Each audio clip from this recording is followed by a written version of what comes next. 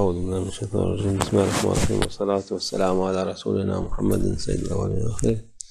مدد يا رسول مدد يا سادة أصحاب الرسول مدد يا مشايخنا دستور مولانا شاء الله فاز حسن شيخ محمد ناظر حقاني مدد طريقتنا الصحبة والخير في الجامعية اعتکاف وہ ہم سے اعتکاف کے بارے میں پوچھتے ہیں۔ اعتکاف مغرب کی نماز سے شروع ہوتا ہے اذان سے اور چلتا ہے عید کی نماز تک یا پھر عید کی رات تک۔ جب آپ اعتکاف میں بیٹھنے والے ہوں تو آپ بسم اللہ سے شروع کریں اور نیت کریں کہ آپ اعتکاف کی سنت شروع کر رہے ہیں۔ جیسے کہ پہلے کہا گیا، ہمارے رسول اللہ صلی اللہ علیہ وسلم اس کو 10 دن کے لیے کرتے تھے، مگر جو لوگ نہیں کر سکتے اس کی برکت کے لیے وہ جتنا چاہیں جتنے دنوں کا چاہیں اتنے دن کر سکتے ہیں، اور مسجد میں داخل ہوتے ہوئے بھی اعتکاف کی نیت کر سکتے ہیں، یہ کہتے ہوئے نویت الاعتکاف، اور جتنے بھی وقت وہ وہاں پر رہیں گے اتنی دیر ان کا اعتکاف چلے گا۔ مگر صحیح اعتکاف وہی ہوتا ہے جو رسول اللہ صلی اللہ علیہ وسلم نے کیا 10 دنوں کے لیے، اور ہر کوئی نہیں کر سکتا، مگر جو کر سکتے ہیں اللہ اس کو قبول فرمائے۔ کھانا پینا خلوت جیسا نہیں ہے، جیسے کہ پہلے کہا گیا کوئی بھی انسان نارمل کھا پی سکتا ہے، ضروری نہیں کہ صرف دال ہی ہو،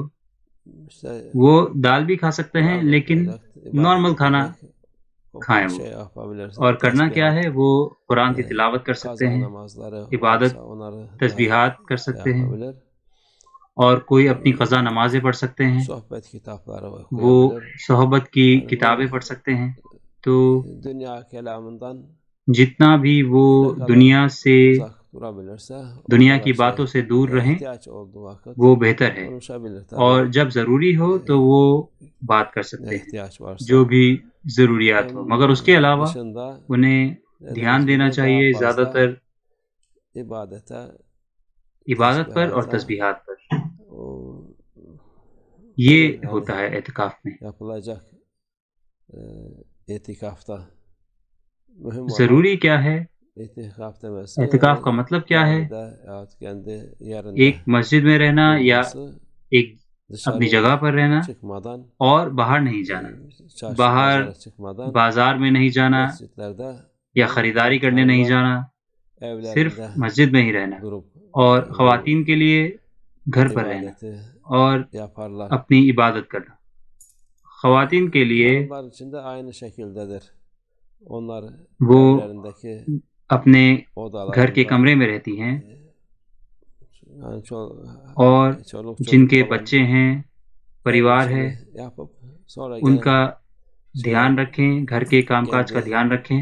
اور پھر واپس اپنے کمرے میں چلے جائیں اور عبادت کریں، وہاں پر بیٹھیں۔